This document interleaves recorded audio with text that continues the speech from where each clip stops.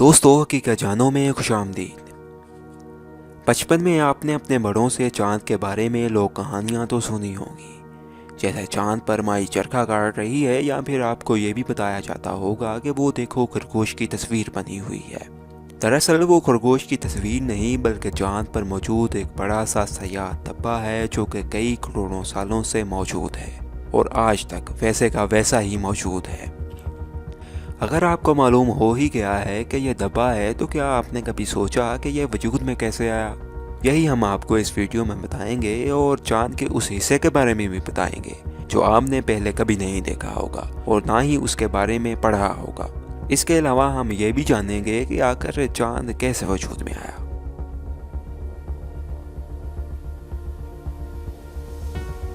दोस्तों, अगर आप समझते हैं कि चांद भी बिल्कुल हमारी ज़मीन की तरह घूमता है, तो आप बिल्कुल गलत समझते हैं। दरअसल हमारा चांद अपने ऑर्बिट का गिर्द यानी हमारी ज़मीन के गिर्द अपना एक चक्कर तकरीबन 27 दिनों में मुकम्मल करता है, बिल्कुल उसी तरह जिस तरह हमारी ज़मीन अपने ऑर्बिट यानी सूरज के गिर्द अपना चक्कर 365 दिनों में मुकम्मल करती है।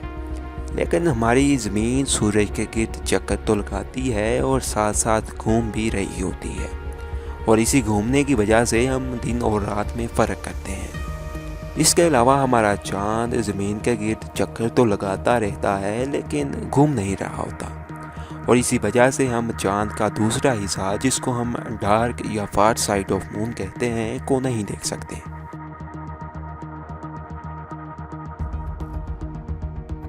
दोस्तों, चांद पर मौजूद बड़े बड़े गड्ढे जो कि हमें ज़मीन से धब्बों की सूरत में नज़र आते हैं, दरअसल चांद से बड़े बड़े पत्थरों के टकराने की वजह से बने थे। ये वो वक्त था जब हमारी ज़मीन नई नई बनी थी। दोस्तों, 1969 में जाने वाले खलाबाजों के कदमों के निशानात आज तक चांद पर वैसे के वैसे ही मौजूद हैं। चांद पर कोई भी निशान जल्द नहीं मिटता। इसके मिटने का अमल इतना सुस्त है कि हमें मालूम तक नहीं होता, जैसा कि आज से तकरीबन 50 साल पहले के लगाए हुए इंसानी कदमों के निशानात आज तक वैसे के वैसे ही चांद पर मौजूद हैं। ये ऐसा इसलिए है कि वहाँ माहौल तो मौजूद है, लेकिन सर्द और गर्म की हद तक, मतलब वहाँ हमारी नीली ज़मीन की तरह हवाएं नहीं चलती। यही वजह है कि वहाँ कोई भी निशान बड़े लंबे अरसे तक रहता है। हमारी नीली ज़मीन पर भी शुरू में ऐसे ही निशानात थे, लेकिन वक्त के साथ साथ वो मिटते चले गए, लेकिन चांद पर वो आज भी मौजूद हैं।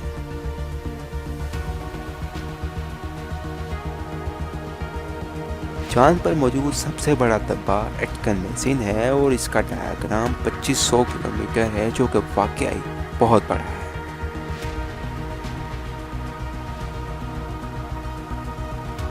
दोस्तों, चांद कैसे वजूद में आया, इस पर बहुत सी थ्योरीज मौजूद हैं।